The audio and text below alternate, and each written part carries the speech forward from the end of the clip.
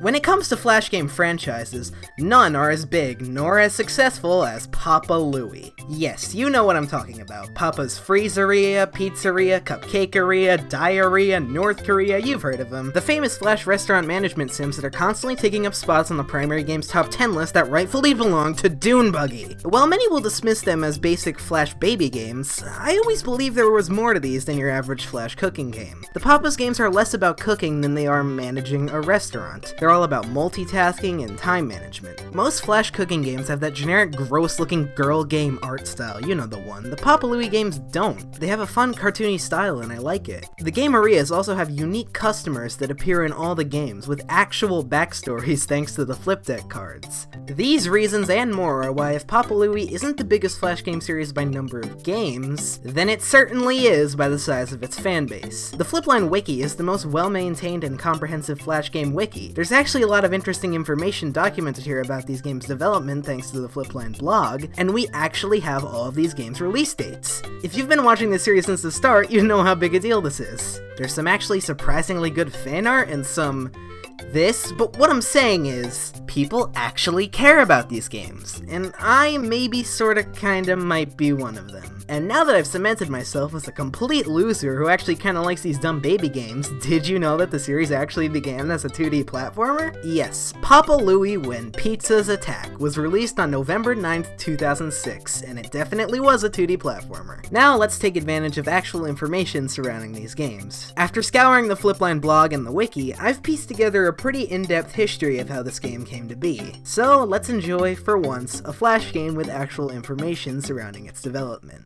The year is 2004. Enter Matt Neff and Tony Solery, two friends recently graduated from college who shared an interest in programming and game design and worked together on projects in the past. They decided to start a company. Wanting to choose a name that rhymed with design, they settled on Flipline. But because Flipline Design sounded too, as they put it in a Q&A, rhymey, Flipline Interactive Design Studios it was, later shortened to just Flipline Studios. In the pre-Papa era, they mostly relied on client work to stay afloat, but in the meantime, they were developing a cartoon series called Freezing Point. Apparently, it had a large cast of characters, a finished pitch bible and teaser trailer, and a few episodes written, but it never took off. Only a few pages from the pitch bible have been released on the blog, but I'd really like to see the trailer and full pitch bible shown off on the blog one day. Their first published game, released on October 7th, 2006, was Guppy Guard Express. You gotta fish through a cave and try not to bump into things, and I'm really bad at it. Literally 10 days later, Meteor Blaster was released, a game where, you guessed it, you blast meteors. The next month, Papa Louie When Pizzas Attack was released, by far Flipline's most ambitious game at the time. The game was originally titled Pizza Panic, but during development, a completely unrelated game also called Pizza Panic was released, so the name was changed to Papa Louie When Pizzas Attack.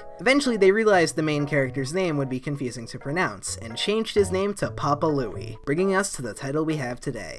There's a surprising amount of unused content that either Flipline themselves have talked about, or has been found in the game's files, but I'll get into that later. So now that you know a lot more about Flipline and Papa Louie development lore than you probably ever expected you would, let's finally get into the game itself.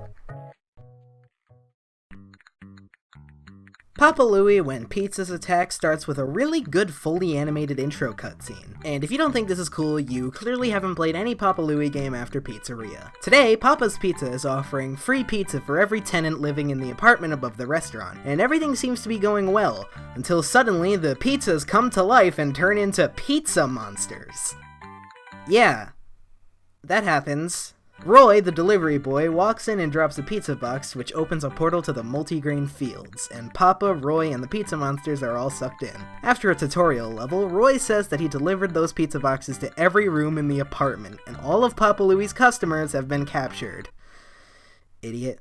So, Papa ventures forth to rescue his customers, and here's where the main structure of the game starts. There are 4 floors, each containing 3 levels, and the final boss on the rooftop. Think of the floors as basically the game's worlds, as they each have a distinct level theme. Pretty cleverly, each floor is themed after the main ingredients of a pizza. Multigrain fields for the dough, Pasta Jungle Ruins for the cheese, Marinara Rapids for the sauce, and Sausage Mines for the toppings. Pull Wappa is a pretty standard 2D platformer with a few twists. For one, Papa Louie can't jump on enemies to defeat them. Instead, he has to whack them with his pizza paddle or throw a pepper shaker bomb. You have a limited amount of pepper shaker bombs to use. You can get more by either finding them in the levels or buying them from Big Polly for 10 coins a shaker. The enemies are all food-based, with the main enemies being an army of onions called the Onion Ring, led by Sergeant Crushita Pepper, Sarge for short. No, really, they're actually called the Onion Ring. I love that name. The enemies mostly have simple patterns, but they can be a pain to deal with in large groups, and certain enemies are really difficult to deal with, like these spear-wielding onions that charge at you, and the mining onions that drop down in the sausage mines. The pizza monsters are a little different. They spit cheese, which you have to knock back at them with the pizza paddle, or you can just throw a pepper bomb to turn them into pizza boxes. You have to defeat every pizza monster in each level and carry all their boxes to the end to open the weighted cage and save the customers. Papa drops all of his pizza boxes if he takes damage, which can be pretty aggravating when you get surprise attacked by a dropping miner onion. Each level also has 3 bonus coins to be found, which are pretty easy to find and you get nothing for collecting all them, but whatever, they're a cool addition that adds some replay value.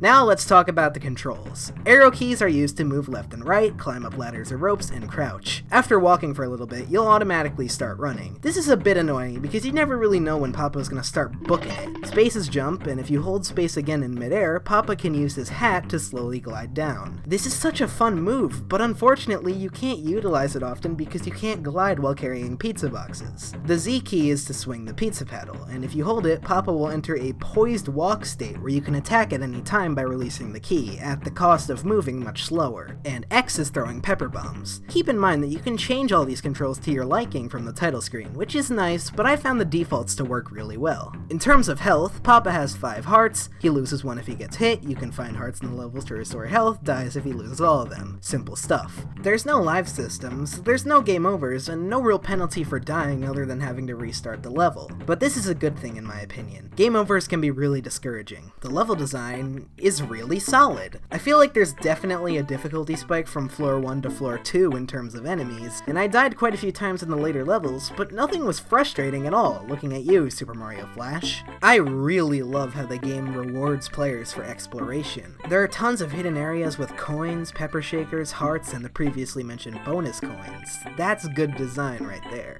The only glitches I ran into were simple animation glitches, which were just funny. There was only one extremely glaring oversight I ran into. In 2-2, you can accidentally drop your pizza boxes in this gap between a spring and the wall, and you can't get them back, so you have to restart. Other than that, everything was very polished. It took me around an hour and a half to complete the game, while trying to explore everything and collect every bonus coin, but the game could be beaten a lot faster. Either way, I think this is a good length for a Flash game, especially since it has a save feature. The game saves after every level, and there are 3 save files, so that's really nice. Graphically, Papa Louie holds up pretty well. The entire screen is surrounded by a black bezel which contains the UI, Papa's health, amount of coins and pepper shakers he has, and the amount of pizza boxes in the level, even showing how many Papa is currently carrying. This is all useful information, but the game screen itself feels kind of small. This isn't a problem with the camera. I never got hit by things I couldn't see coming, except the miner onions, but I'm pretty sure that was by design. It just kind of bothers me that there's all this extra space that could have been used. The backgrounds and sprites are nicely detailed, the art style is really appealing, and the animations are all extremely well done, especially for 2006 Flash game standards. The music is nothing groundbreaking, but I like quite a few tracks, particularly the level select and sausage mines. I never really got far in this game before making this video, so it was a pleasant surprise realizing that the Papa's Freezeria theme was a remix of the Marinara Rapids music from this game. Nothing really to say about the sound effects, except for the fact that this is the only game where Papa Louie actually has a voice.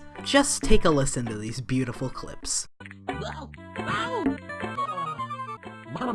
Once you reach the rooftop, you fight the final and only boss, Sarge. He stands on top of a platform and throws pepper bombs. There are 2 pizza monsters below the arena who shoot cheese balls upwards. You're supposed to wait until Sarge jumps down to the ground to knock the cheese balls into him with the pizza paddle, but if you time it well, you can hit them in midair and cheese him while he's still on the top platform. Speedrun strats. Once he gets trapped in the cheese, you can attack, depleting one of his 7 hearts. It's a pretty fun boss fight that utilizes mechanics the player has become familiar with throughout the game. But interestingly, it seems that this boss fight was originally going to take place in a fifth world that was never finished, Fort Onion. In a Flipline blog post, it was revealed that part of a level was made, but the game began to crash, and the world had to be scrapped, leaving the final boss to take place in the sausage mines instead. 6 years later, Fort Onion was finally made a proper level in the game's sequel. Let's go over some more cut content, because again, for once we actually know about these things, and they're actually pretty interesting. Originally, many different types of food enemies were designed to be in the game, but when it was decided that Sarge would be the main antagonist, many enemies were changed to be onion-themed to give Sarge an army to command. A few of these cut enemies were left in the game's files, and YouTube user JJu1Taggle managed to get some of them working again, specifically a jumping green pepper enemy and a flying cannoli, in horizontal and vertical moving varieties. In the final game, there was also one placeholder cheese wheel enemy inadvertently left in. To honor this lonely cheese wheel, the game's sequels also only contain one cheese wheel. Okay, back on topic. After Sarge is defeated, Papa delivers the pizzas to his customers, and that's the game. So yeah, if it wasn't obvious enough, I think Papa Louie When Pizzas Attack is good.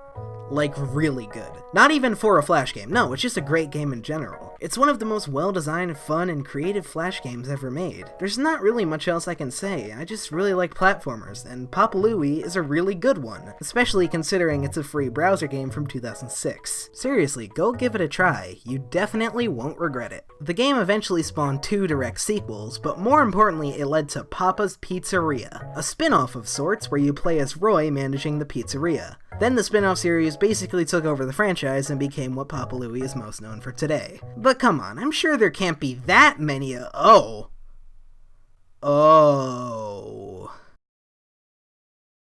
Yeah, I quit.